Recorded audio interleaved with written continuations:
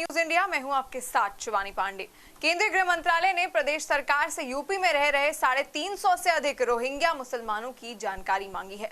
DGP मुख्यालय के सूत्रों के मुताबिक नोएडा, मुजफ्फरनगर, सहारनपुर, मेरठ, अलीगढ़, फिरोजाबाद, मथुरा और कानपुर नगर में इस समय 370 से अधिक रोहिंग्या मुसलमान हैं। इन सभी जिलों के एसएसपी को पत्र भेजकर इनका सत्यापन कराया जा रहा है।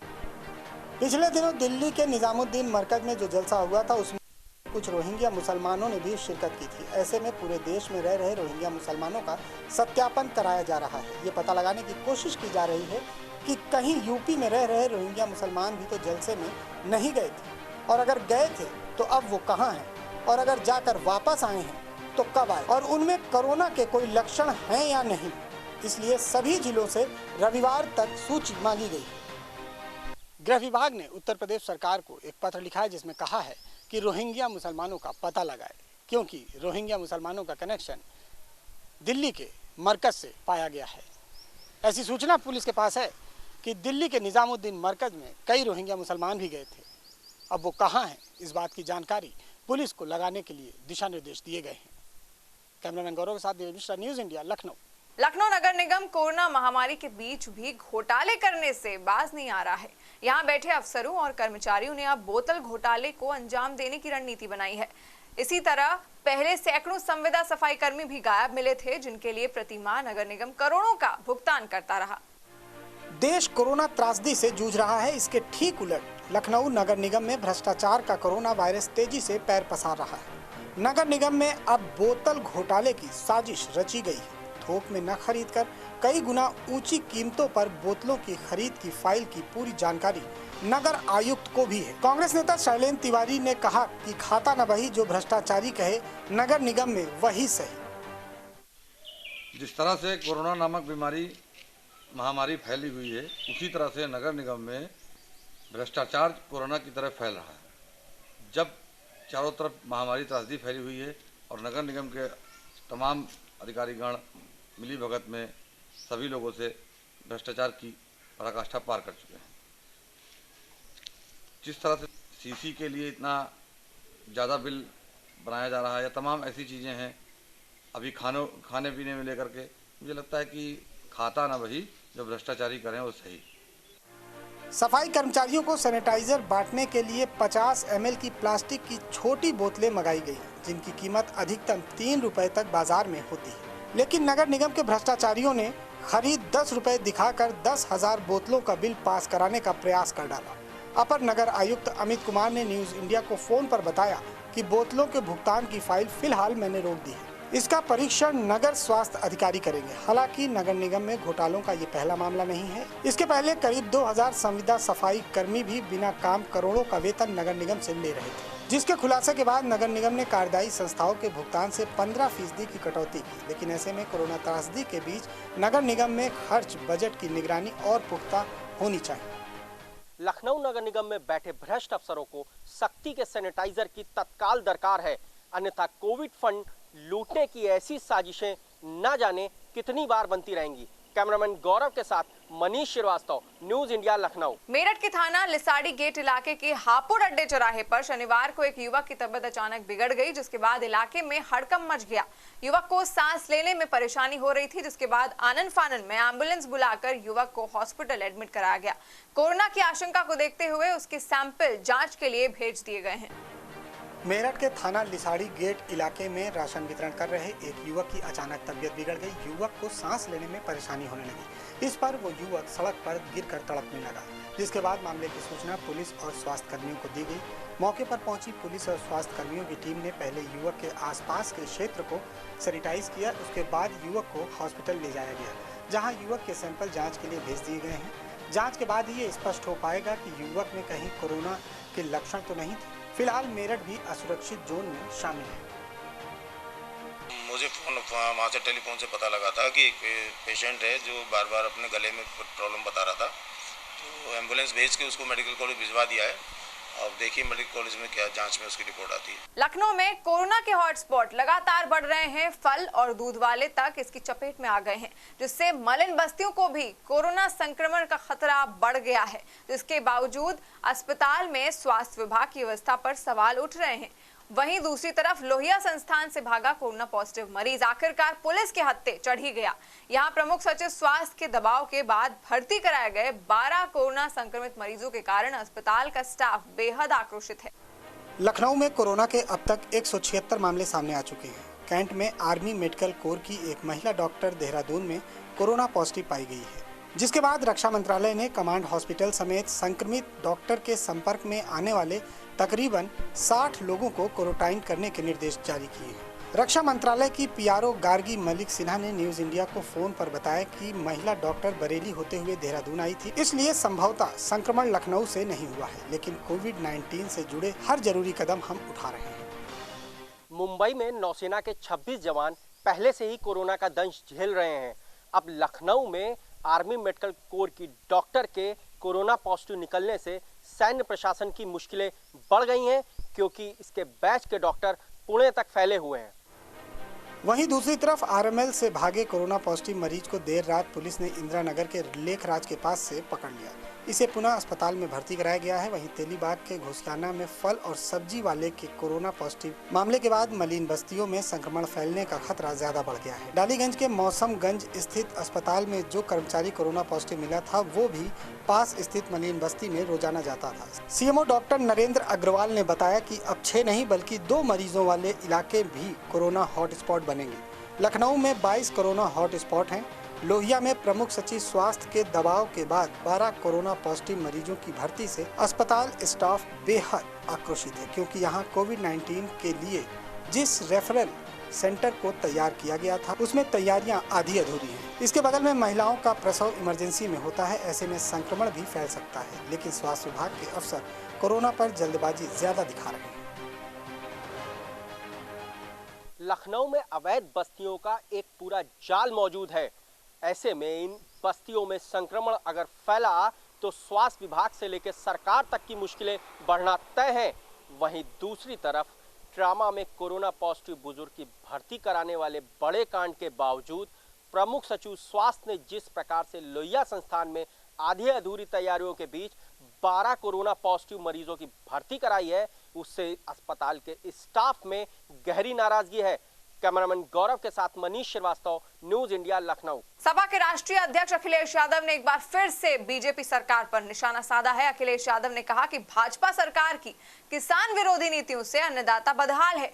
सरकार ने किसानों की चिंता छोड़कर कॉरपोरेट घरानों को मदद देने का ऐलान कर दिया है।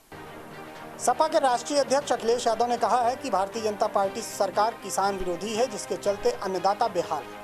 आरबीआई उद्योगपतियों को राहत देने में लगा है, जबकि किसानों को बैंक से सस्ते ब्याज पर कर्ज नहीं मिल पा रहा है। बकाया गन्ना मूल्य का भुगतान भी नहीं हुआ, उल्टे कई जगहों पर कर्ज वसूली के लिए नोटिस दिए जा रहे हैं। अखिलेश यादव ने कहा कि जब से भाजपा सरकार बनी है, सैकड़ों किसान कर्ज के कारण आत्महत्या कर चुके हैं। लॉकडाउन में भी किसानों की आत्महत्या रुक नहीं रही है। बीते माह ओलावृष्टि से किसान उबर भी नहीं पाए कि शुक्रवार रात फिर से बारिश और ओलावृष्टि से किसानों की कमर टूट गई। मुजफ्फरनगर, भदोही, सोनभद्र, रायबरेली, बहराइच, कानपुर, वाराणसी और अयोध्या जैसे तमाम जिलों में ओलावृष्टि से गेहूं की फसल चौपट हो गई है और आम के बौर भी खत्म हो गए। सपा सुप्रीमो अखिलेश यादव ने एक बार फिर से भारतीय जनता पार्टी पर निशाना साधा है। उन्होंने कहा है कि भारतीय जनता पार्टी किसान विरोधी पार्टी है और इस समय ऐसे मुश्किल के दौर पर बीजेपी न किसानों की मदद कर रही है और न ही ओलावृष्टि में उनकी सहायता कर रही है, लिहाजा किसान लगातार आत्महत्या कर रहे हैं।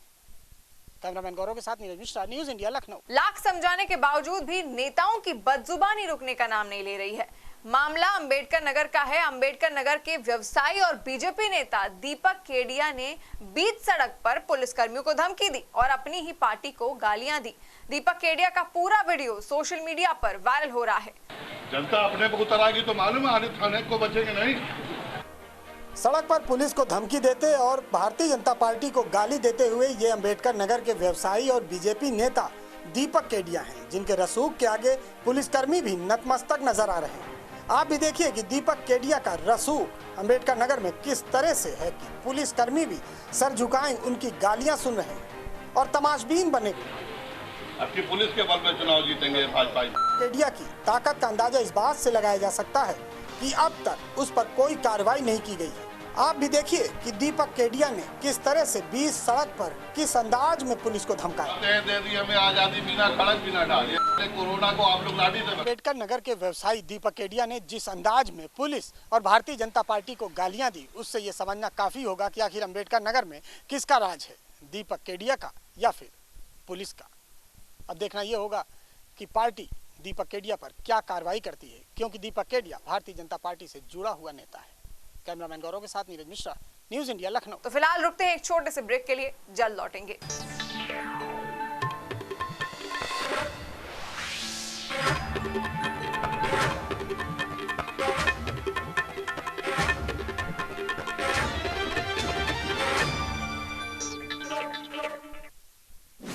आज पूरा विश्व कोरोना महामारी से जूझ रहा है।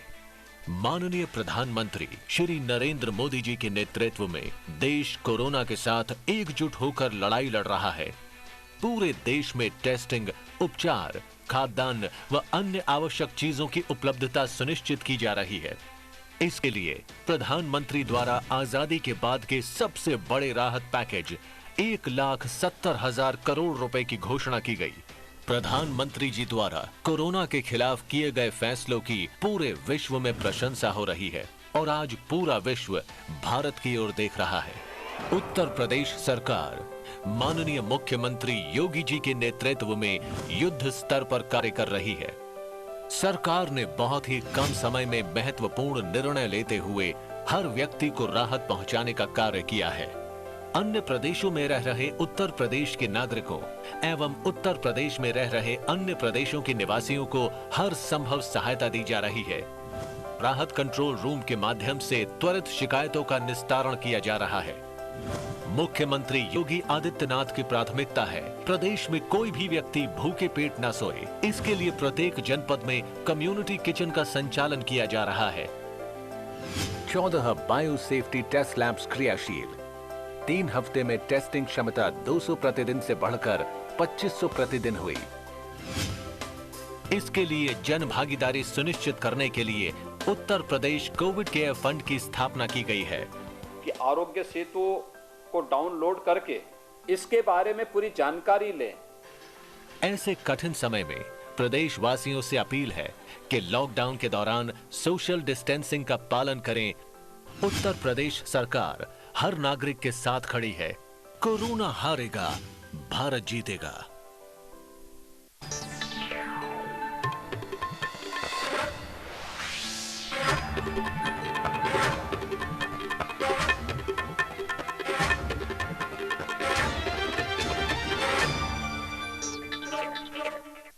तो ब्रेक के बाद एक बार फिर से स्वागत है आपका। कोरोना वायरस के बढ़ते मामलों के बीच 20 अप्रैल से कुछ उद्योगों को सशर्त लॉकडाउन से छूट दी जा सकती है।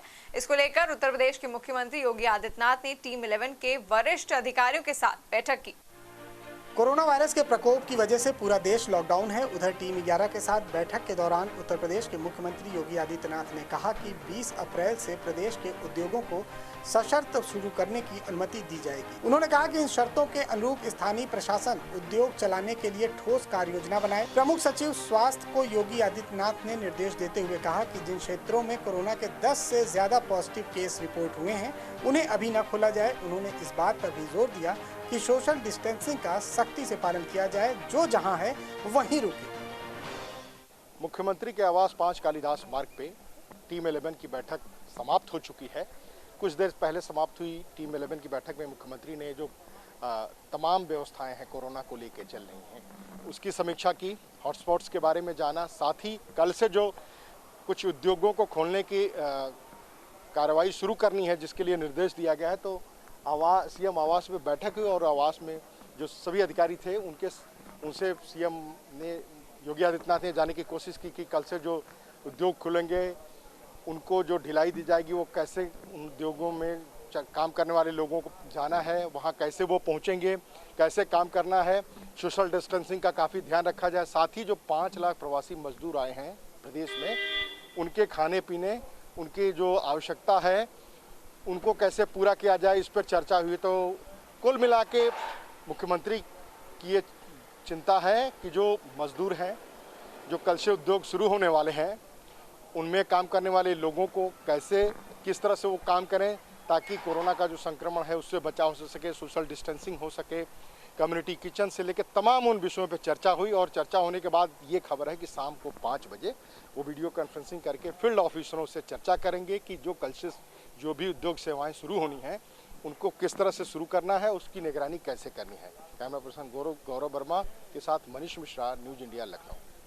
लॉकडाउन के चलते राजस्थान के कोटा से आए छात्रों को जिला प्रशासन ने बस स्टॉप पर रोककर उन्हें भोजन कराया। छात्रों को प्रशासन के द्वारा अग्रसेन भवन में सोशल डिस्टेंसिंग का पालन करते हुए भोजन परोसा गया। आपको बता दें कि लॉकडाउन के दौरान राजस्थान के कोटा में कोचिंग करने गए सैकड़ों छात्र वहां फंस गए थे, जिसके बाद योगी सरकार ने कोटा से उन छात्रों को बसों द्वारा वापस बुलाया है। लॉकडाउन के दौरान जो लोग नियमों का उल्लंघन कर रहे हैं उनको पुलिस बेहद अलग अंदाज में सबक सिखाती हुई नजर आ रही है। बनारस में अब एक युवक ने लॉकडाउन का उल्लंघन किया तो पुलिसकर्मी ने उसका चालान नहीं काटा बल्कि उसे आरोग्य सेतु ऐप डाउनलोड करने की सजा सुनाई। आप भी देखिए वीडियो। नहीं किया, गाड़ी सीज नहीं कर रहा हूँ, एक मौका दे रहा हूँ। अभी यहीं खड़ा होके फोन निकालोगे, फोन निकाल के प्ले स्टोर से आरोग्य सेतु ऐप डाउनलोड करोगे, ठीक है। उसके बाद 5 मिनट उस ऐप को जो क्वेश्चन पूछेगा उसको फॉलो करके अपडेट करके उसके बारे में क्या प्रक्रिया है, क्या उसमें बताया जाता है, सब पढ़ोगे अभी। और अभी चाहे आधा घंटा लगे। कोरोना से इस वक्त ये देश जंग लड़ रहा है। कोरोना से सबसे ज्यादा परेशानी का सामना अगर कोई कर रहा है तो वो है गरीब तबका। दिन रात मेहनत कर अपनी रोजी रोटी कमाने वाले गरीब लोग इस वक्त खुद के लिए एक समय का खाना जुटाने में भी असक्षम हैं। ऐसे जरूरतमंद लोगों की मदद के लिए आगे आए हैं लखनऊ के फूडमैन विशाल सिंह।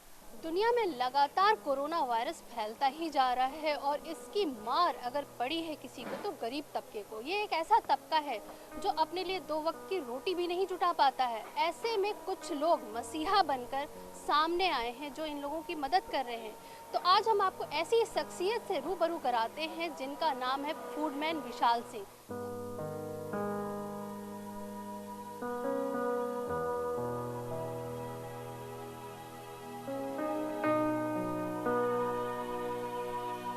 ये विशाल सिंह हैं, फूडमैन, लखनऊ की शान फूडमैन विशाल सिंह। शायद इन्हीं के लिए कहा गया है कि स्वयं किया गंतव्य सुनिश्चित, चलता रहा निरंतर, तनिक डरा ना तनिक डिगा, सेवा के पथ पर चलकर। हमारे पास बहुत है, जिसको बर्तन लाना हो लिया है, गिलास लेके आए, कम से कम 200 से 250 ml दूध दे पाएंगे क्योंकि सबको मिल जाए। एक दिन की चाय या एक बच्चे को दूध मिल पाए, इस तरह से हम लोग व्यवस्था कर रहे हैं। 2 हाथों से 10 हाथ मिले, 10 हाथ सहस्त्र बने फिर, ये माना जब तब अनुष्ठान, ये भी सेवा है बढ़कर। विशाल सिंह को फूडमैन की उपाधि यूं ही नहीं मिली।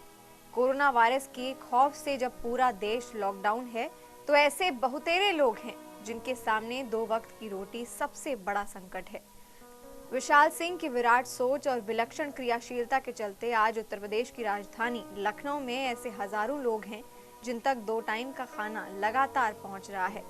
विशाल सिंह अपने सहयोगियों के साथ न सिर्फ दिन रात खाना बनाने में जुटे हैं बल्कि इस बात की भी विधिवत चिंता कर रहे हैं कि साफ सफाई और सोशल डिस्टेंसिंग समेत सभी नियम कायदों का पालन हो सके। सिर्फ इस कोरोना के दौर में ही नहीं, विशाल सिंह की सच्ची लगन, निष्ठा और सेवा भाव के चलते अपनी प्रसादम सेवा के जरिए अस्पतालों में मरीजों के तीमारदारों को मुफ्त में खाना खिलाकर अपनी पहचान फूडमैन के रूप में बना चुके हैं। विशाल जी, आप फूडमैन के नाम से भी जाने जाते हैं और आप लोहिया अस्पताल में भी बहुत ज़्यादा जो वहाँ पे मरीज आते हैं उनके परिवार के लिए मदद भी करते हैं। जिस वक्त से ये कोरोना वायरस फैला है सबसे ज़्यादा मार गरीबों पर पड़ी है, तो आप किस तरह से इन गरीबों की मदद करते हैं और रोज़ कितना खाना बांटते हैं? देखिए, जैसा कि सभी लोगों को मालूम है कि हमारा संगठन अभी शहर के विभिन्न अस्पतालों में लगभग 1000 लोगों को 12 वर्षों से निःशुल्क भोजन करा रहा था। इस लॉकडाउन में बंदी की वजह से जो गरीब ज़रूरतमंद जो लेबर दिहाड़ी मजदूर हैं वो परेशान हैं, तो उनकी जो रोज़ की नेसेसिटी है, जो ज़रूरत की चीज़ें हैं, उनको हम लोग उपलब्ध करा रहे हैं। अभी हम लोगों ने करीब 8000 पैकेट पर डे हम लोग भोजन बना रहे हैं। इसमें हम लोग पुलिस विभाग को लगभग 3000 पैकेट प्रोवाइड करा रहे हैं। यूपी रोडवेज है और जहाँ से भी हमारे पास फ़ोन आ रहे हैं वहाँ पर हम कॉल सेंटर के माध्यम से हम वहाँ पर सेवा करा रहे हैं। हमारी पूरी टीम 24/7 रोड पर है और हम लोग झुग्गी झोपड़ियों में जा रहे हैं। जैसा कि अभी आप ये देख रहे हैं, ये गोमती नगर में एक सरस्वतीपुरम जगह है, यहाँ पर दिहाड़ी मजदूर और रिक्शा चालक लोग हैं और इनके पास खाने की व्यवस्थाएं नहीं है। तो यहाँ पर हम लोग रोज़ आ रहे हैं और करीब हम लोग 100 लीटर दूध 1000 पैकेट मट्ठा और कभी तहरी होती है, कभी पूड़ी होती है। इस तरह से हम लोग इन लोगों की पेट भरने का प्रयास कर रहे हैं। बहुत छोटे छोटे बच्चे हैं जिनको दूध नहीं मिला है। और कल तो मैं एक वाकया आप लोगों के साथ शेयर करना चाहूँगा। एक माँ थी जिसके पास पैसे नहीं थे और बच्चा दूध से उसने 3 दिन से दूध नहीं पिया था। जब उसको हमने दूध दिया तो उसकी भी आंखों में आंसू थे और देख के मेरी भी आंखें नम हो गई थी। हम प्रयास कर रहे हैं कि कम से कम जो ज़रूरतमंद लोग हैं वहाँ तक हम लोग किसी भी तरह की मदद पहुँचा पाएँ। विशाल जी, आप इस काम को अकेले ही अंजाम दे रहे हैं या कुछ और लोग भी हैं जो आपके साथ जुड़े हुए हैं? देखिए, अकेले इतना बड़ा यज्ञ, इसको मैंने नाम दिया सेवा यज्ञ, अकेले संभव नहीं है। आज समाज से आगे आकर लोग हमारी मदद कर रहे हैं, मुझे राशन मुहैया करा रहे हैं, हर संभव मदद मुहैया करा रहे हैं। जैसे एक दूध कंपनी है, उसने हमें आकर ये दूध और मट्ठा प्रोवाइड कराया। कुछ कंपनी है हमको राशन दे रही हैं। हमारे संगठन से जुड़े बहुत सारे सेवादार साथी हैं। ये इस यज्ञ में उनके परिवार से हमें मदद की जा रही है, जिसके माध्यम से हम ज़मीनी स्तर पर जाकर, मैंने आपको बताया कि हम 24/7 रोड पर हैं। रात के 12 बजे भी यदि कहीं से कॉल आ रही है तो हम प्रयास कर रहे हैं वहाँ तक उन ज़रूरतमंद लोगों तक ये भोजन पहुँच पाए। तो समाज की मदद से यह मिशन आगे बढ़ रहा है।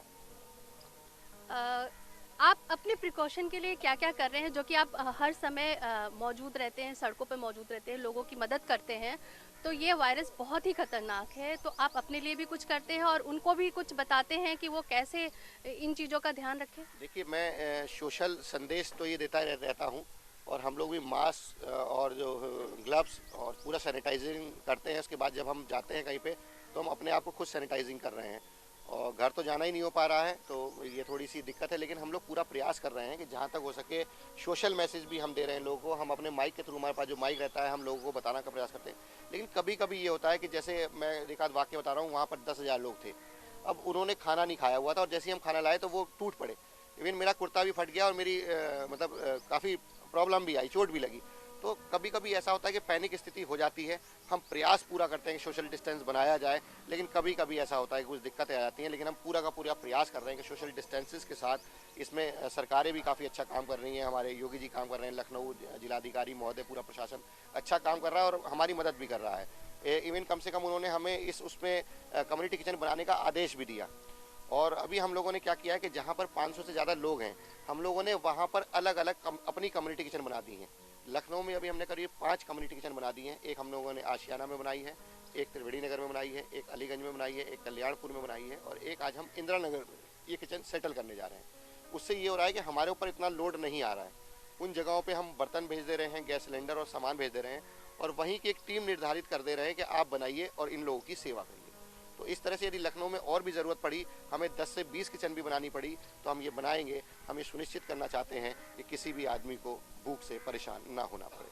तो ये थे हमारे साथ लखनऊ के फूडमैन विशाल सिंह, जो कि आप देख सकते हैं लोहिया हॉस्पिटल में वो अपना रसोई चलाते हैं। वहाँ पे जो बीमार लोग के परिजन हैं उनके लिए फ्री में खाना मुहैया कराते हैं और साथ ही साथ इस वक्त की जो बड़ी मुसीबत चल रही है पूरे विश्व में, तो ये एक मसीहा बन के ही गरीबों के सामने आए हैं और ये रोज़ गरीबों के लिए खाने का व्यवस्था करते हैं, उनके लिए दूध की व्यवस्था करते हैं ताकि कोई भी भूखा ना रहे और कोई भी भूखा ना सोए। तो न्यूज़ इंडिया की टीम इनके जज्बे को सलाम करती है और साथ ही साथ आपको ये मैसेज देती है कि घर में रहिए और सुरक्षित रहिए। कैमरा पर्सन राज बिस्ट के साथ Ragini Pandey, news India, Lucknow. Corona महामारी के चलते किसानों और सब्जी कारोबारियों को काफी दिक्कतों का सामना करना पड़ रहा है। जो लोग सब्जी का कारोबार करते थे उन पर काफी असर पड़ा हुआ है। विक्रेताओं का कहना है कि बाजार न लग पाने के कारण हम लोगों ने जो लागत लगाई थी उसे भी निकालना मुश्किल हो गया है, जिसके चलते काफी नुकसान हो रहा है। कोरोना महामारी के चलते किसानों की हालत खस्ता है। हरदोई में किसानों का कहना है कि हम लोगों ने काफ़ी मेहनत कर सब्जी उगाई थी। आज जब खेतों में हमारी सब्जियां लगी हुई हैं, उन्हें हम बाज़ार में कोरोना महामारी के चलते जो लॉकडाउन हुआ है उस कारण बिक्री नहीं कर पा रहे हैं, जिससे हमारी खड़ी फसल खेतों में ही बर्बाद हो रही है। इस कोरोना महामारी ने तो सब्जी उगाने वाले किसानों की कमर ही तोड़ कर रख दी है। दरअसल लॉकडाउन के चलते सब्जी विक्रेता भी परेशान हैं। किसानों का कहना है कि हम लोगों ने जो मेहनत मजदूरी लगाकर खेती की थी, अब हमारी फसल खेतों में ही खराब हो रही है। बाबूजी बिक नहीं रही है, मंडी खुल नहीं रही है, बाजार खुल नहीं रहे हैं, इसकी वजह से अब गांव फेरी लगाओ, फेरी में तो 10 की चीज़ 5 रुपए में जाती है। हम लोग तो जूझ गए हैं फसलों से। एक बार तो ये टमाटर और सब्जियां तैयार करते हैं वो बिक नहीं पा रही है, इसमें तेल नहीं, लागत नहीं निकल रहा है। फर्क पड़ा है, हमारी जो फसल है वो बेकार होती जा रही, खेतों में बेकार हो रही है, सड़ रही है और इससे हमें कोई फ़ायदा नहीं मिल रहा है। जो मंडियाँ होती नहीं हैं, बाज़ार भी नहीं चल रही है और गांव में फेरी लगाते हैं उसमें कोई फ़ायदा नहीं है। जो फसल 20 रुपए किलो थी वो 10 रुपए किलो में बिक रही है, इससे कोई लाभ नहीं है हमें। प्रदेश के 40 जिलों में कोविड-19 को लेकर की जा रही कार्रवाई पर अपर मुख्य सचिव गृह अवनीश अवस्थी ने असंतोष जाहिर करते हुए सुधार लाने के निर्देश दिए हैं। पुलिसकर्मियों पर हमले, जमातियों की संख्या अधिक होना और अफसरों के बीच तालमेल की कमी को असंतोष की वजह बताया है। अपर मुख्य सचिव गृह अवनीश अवस्थी ने 40 जिलों में कोरोना संक्रमण से निपटने के लिए अपना असंतोष जाहिर किया है। इस बाबत उन्होंने 40 जिलों के अधिकारियों को एक पत्र लिखा है। अपर मुख्य सचिव गृह की ओर से जारी पत्र में सभी जिलों के डीएम और पुलिस कप्तानों को लॉकडाउन का पालन कड़ाई से कराने के निर्देश दिए गए हैं और साथ ही कोविड-19 महामारी रोकने के संबंध में प्रभावी कार्रवाई करने के निर्देश दिए। पत्र में नोएडा और लखनऊ दोनों पुलिस कमिश्नरेट में भी पुलिस के आपसी तालमेल की कमी को इंगित किया गया है। मेरठ व गाजियाबाद में पुलिस में आपसी तालमेल की कमी का जिक्र है। अपर मुख्य सचिव की ओर से भेजी गई सूचना में 15 जिले ऐसे इंगित किए गए हैं जहां पुलिस व स्वास्थ्य कर्मियों पर हमला हुआ। सीएम योगी आदित्यनाथ अपने आवास पे और लोक भवन पे रोज टीम 11 के अधिकारियों के साथ बैठक करते हैं। बैठक में वो हॉटस्पॉट से लेके लॉकडाउन से लेके और आवश्यक वस्तुओं के वितरण सबकी वो समीक्षा करते हैं। इसी क्रम में कल देर रात अपर गृह सचिव अवनीश अवस्थी ने एक पत्र जारी किया जिसमें प्रदेश के उन 40 जिलों को चुना गया है, उन्हें एक तरह से अल्टीमेटम दिया गया है और असंतोष जाहिर करते हुए कहा गया है कि वो सरकार की अपेक्षा के अनुरूप काम नहीं कर रहे हैं, जैसे कि लॉकडाउन का पालन करना, सोशल डिस्टेंसिंग, राशन वितरण से लेके लोगों के साथ जो तमाम लोग निकल रहे हैं और साथ ही जो स्वास्थ्य कर्मी हैं उन पे आए दिन हमले हो रहे हैं। उन जिलों को चिन्हित करके एक तरह से अल्टीमेटम भेजा गया है कि वो अपने में तत्परता से त्वरित कार्यवाही करते हुए सुधार लाएं। सरकार उनके इस कार्यशैली से संतुष्ट नहीं है, यानी प्रदेश के मुखिया योगी आदित्यनाथ असंतुष्ट हैं। इस लिहाजा फौरी तौर पर इसको पूरी गंभीरता से लेते हुए सभी जिलाधिकारी और कप्तान अपने अपने जिलों में अपनी सक्रियता बढ़ाते हुए सरकार की मनसा और अपेक्षा के अनुरूप कार्रवाई करें, अन्यथा आगे इस उनके विरुद्ध कार्रवाई की जा सकती है। कैमरा पर्सन गौरव वर्मा के साथ मनीष मिश्रा, न्यूज इंडिया, लखनऊ। मेरठ सहित 9 जिलों के रेड जोन में शामिल होने के बाद पुलिस और प्रशासन में हड़कंप मचा हुआ है। मेरठ की बात करें तो यहां खुद एडीजी जोन प्रशांत कुमार थानों में पहुंचकर थानों की व्यवस्थाओं का जायजा ले रहे हैं और पुलिस कर्मियों को पीपीई किट भी वितरित कर रहे हैं। उत्तर प्रदेश में मेरठ सहित 9 जिले अब रेड जोन में शामिल हैं। बात मेरठ की करें तो यहां पर खुद एडीजी जोन प्रशांत कुमार थानों में पहुंचकर वहां की व्यवस्थाओं का जायजा ले रहे हैं। इस मौके पर एडीजी प्रशांत कुमार ने बताया कि पूरे जोन में लॉकडाउन का सख्ती से पालन कराया जा रहा है। जो लॉकडाउन का उल्लंघन कर रहे हैं उन पर मुकदमा भी दर्ज कराया जा रहा है। साथ ही लोगों से अपील भी की जा रही है कि सब लोग अपने घरों में रहकर कोरोना से जंग लड़ने में सरकार की मदद करें। साथ ही जो पुलिसकर्मी कोरोना महामारी के समय अपनी जान पर खेलकर लोगों की सुरक्षा कर रहे हैं, उनकी सुरक्षा के लिए उन्हें पीपीई किट दी गई है ताकि वो इस संक्रमण से बच सके। और जो लोग हॉटस्पॉट पर ड्यूटी कर रहे हैं उनके लिए भी स्पेशल पीपीई किट दी गई है। लगातार हम लोग भ्रमणशील हैं और अपने स्टाफ के सभी लोगों को जो भी प्रोटोकॉल के हिसाब से प्रोटेक्शन दिया जा सकता है वो सुविधाएं मुहैया की जा रही हैं। जैसे कि पीएचक्यू के तरफ से महानिदेशक महोदय ने स्वयं उच्च कोटि के पीपीई किट्स भेजे हैं, वो वैसे लोगों को दिए जा रहे हैं जो डायरेक्ट कोरोना पॉजिटिव लोगों के साथ डील कर रहे हैं। तो फिलहाल के लिए इतना ही। देश और दुनिया की ऐसी तमाम खबरों के लिए आप देखते रहिए न्यूज इंडिया। नमस्कार।